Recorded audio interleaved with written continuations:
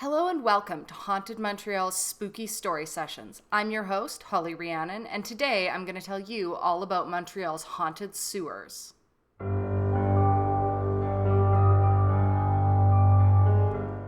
With over 350 documented ghost stories, Montreal is easily the most haunted city in Canada, if not all of North America. Haunted Montreal is dedicated to investigating these paranormal tales, and our channel brings you new videos in both French and English every second Saturday. Today we examine Montreal's haunted sewer system. Beneath the city lies a network of pipes encompassing a combined distance of over 5,000 kilometers. With some sections dating back to 1832, the vast network of sewers has witnessed deadly accidents, including children falling through open manholes to their watery graves. Today, this extensive labyrinth of underground pipes and flowing sewage is said to be haunted by several ghosts. But before we get into today's story, please remember to like, subscribe, and hit the bell button so you get notified every time we have a new tale to share. And hey, if you're already subscribed, a big thank you and welcome back. We're so happy to see you again. Now, without further ado, let's get spooky.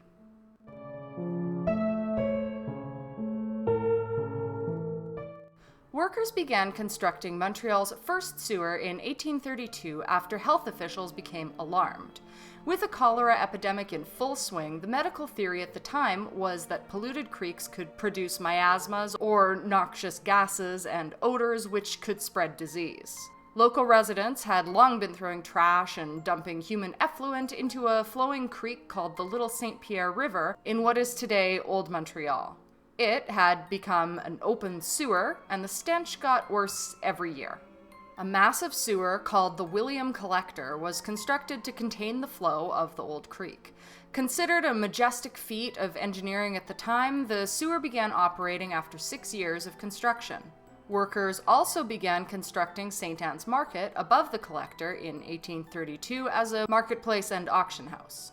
Surrounded by around 60 merchant stalls, it was a bustling and convenient place to purchase fresh produce.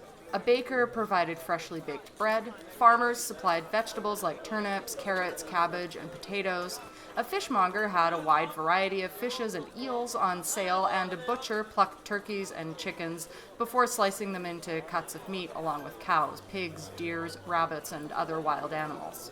Conveniently, the market stalls had chutes that went directly into the collector so merchants could dispose of their waste very easily. To manage the stench, hatches were included in the design of the waste disposal chutes. According to a French-Canadian legend, the William Collector is haunted. The legend has it that a vagabond named Cosette drowned in the collector after a mishap at the old St. Anne's Market.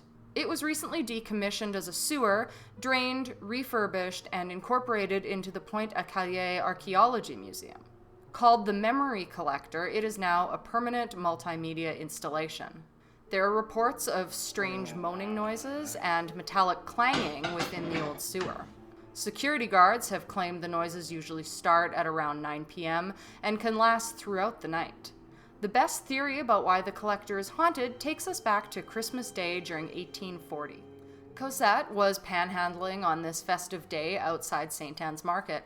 He was hoping to earn a few coins or donations of food so that he might enjoy a Christmas dinner. Unfortunately, most people ignored him and did not give him a penny. At one point, he was standing outside of the butcher's shop peering through the window. He observed all of the cuts of meat hanging from the hooks, freshly plucked turkeys, and endless sausage links. He began to drool as he imagined eating such wonderful meats for Christmas dinner. Suddenly, the butcher emerged with a large container of meat scraps and walked towards the hatch to dump it in the collector. Cosette intervened and asked the butcher if he could have the leftover scraps as a Christmas gift.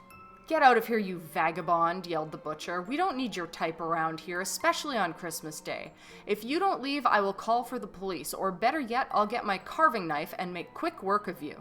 Feeling angry and dejected, Cosette escaped into an alleyway. Peeking around the corner, he watched the butcher open the hatch and toss the leftover meat trimmings into the chute. As his empty stomach growled, Cosette hatched a plan to return after the market had closed to try and recover some of the scraps and make himself a meal. At around 9 p.m., when the market had closed, he crept up to the butcher's stall and opened the hatch.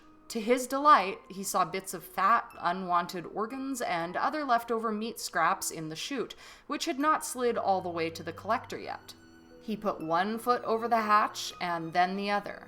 He used one hand to hold onto the hatch's edge and the other to collect scraps of meat from the putrid and slimy chute.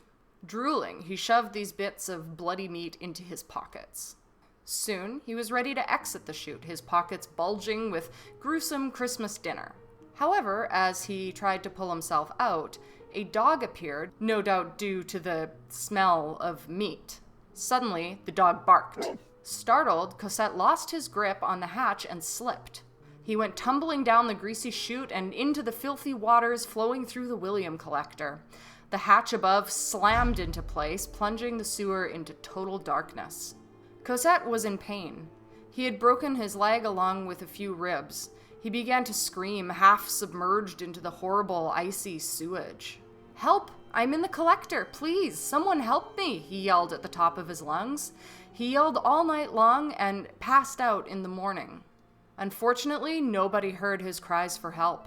Over the following week, the stench rising through the hatches at St. Anne's Market got worse and worse. It was putrefying and soon became unbearable.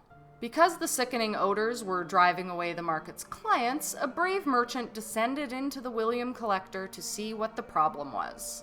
As he waded through the filthy and slushy waters, he came upon the bloated corpse of Cosette, floating among pieces of ice, scraps of soggy bread, vegetable shavings, and bits of meat. His body bobbed up and down against a rusty metal gate which had prevented him from escaping by being flushed out into the river. According to the legend, the spirit of Cosette the Vagabond haunts the William collector to this very day. Another part of the sewer system known to be haunted is located on René Lévesque Boulevard near the corner of Papineau Avenue. Known as the Screaming Sewer, it is perhaps the most disturbing part of the entire network. Sometimes when it rains or snows, a terrified screaming noise can be heard coming from below a manhole on the north side of the boulevard. On many occasions, citizens have thought someone was trapped in the sewer, but each time officials checked, they did not find anything unusual. A long-held oral tradition of the neighborhood is that the sewer is haunted by the spirit of a 7-year-old boy named Douglas Dillon. Dougie, as he was nicknamed, lived on the corner with his parents and 9 siblings during the 1920s. Over the Christmas holiday in 1924, one of Dougie's siblings contracted German measles, so the children were kept at home when the school reopened on January 5th, 1925. Dougie kept himself occupied as best he could, and part of his routine was to visit his favorite animal, a neighbor's pet billy goat. He did so even in terrible weather, a mix of rain and snow on this particular Monday morning. As Dougie was petting the beloved billy goat, he spotted a hay wagon rolling down the boulevard. He would often chase these wagons to snatch bits of hay for the horned beast. He began running after the wagon and managed to grab a few pieces of hay when suddenly, at 11:20 a.m., he disappeared from sight. Dougie had fallen through an open manhole and into the icy, churning waters flowing through the sewer.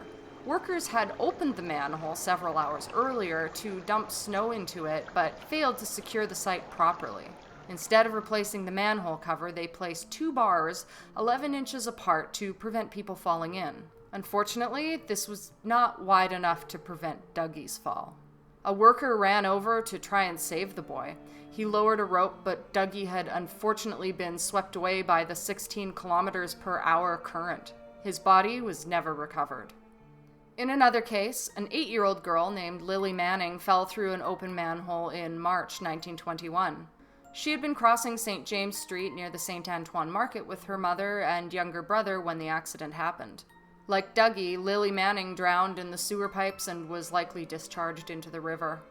Despite the best efforts of city workers to rescue her, Lily's body was also never found.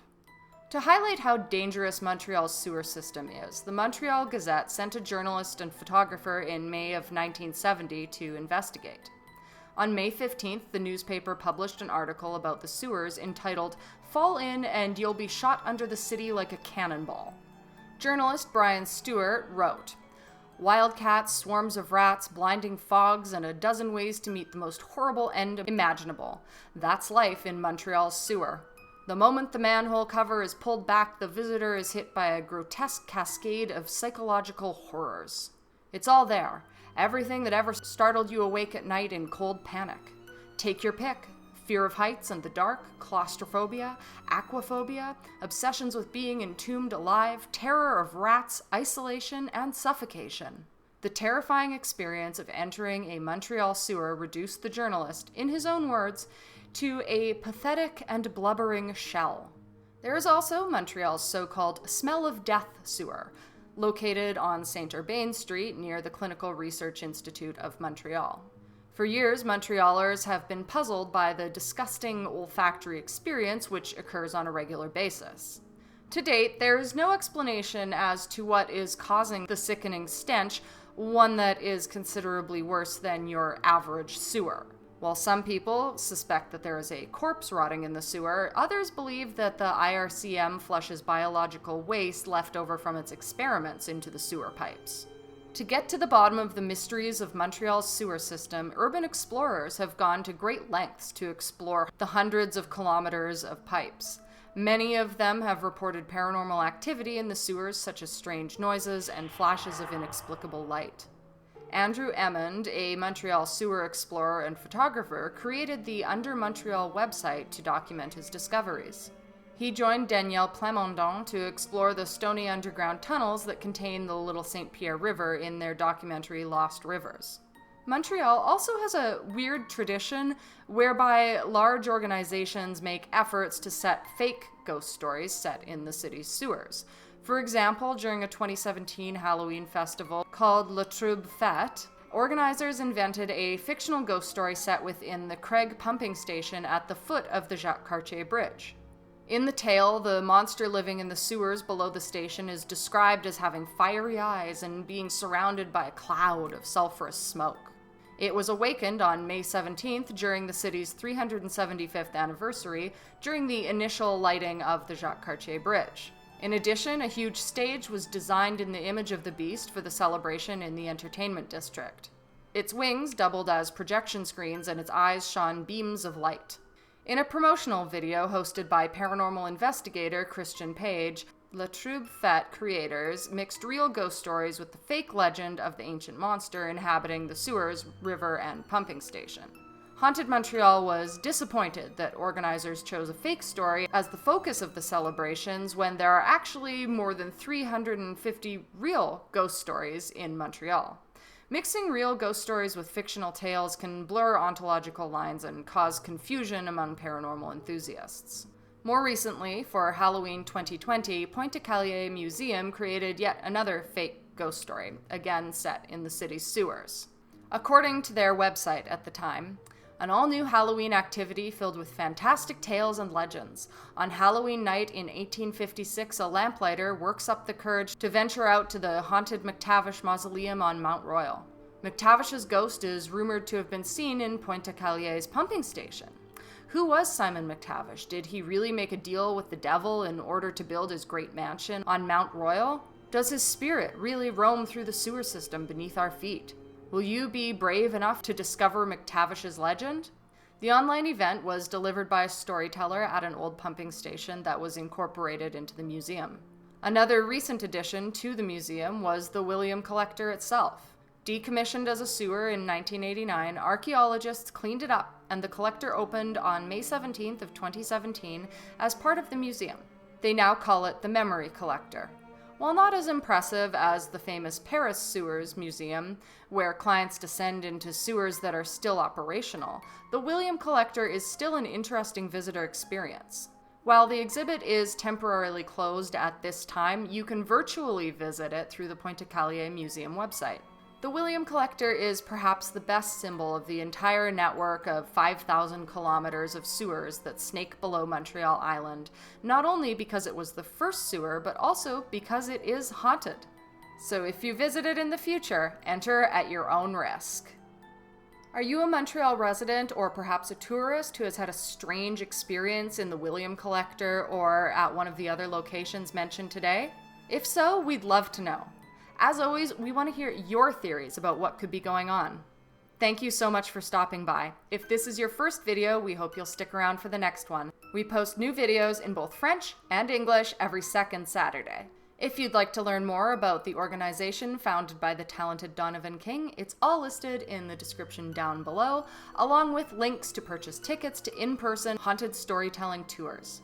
We're really gearing up right now with the schedule as we get closer to spooky season.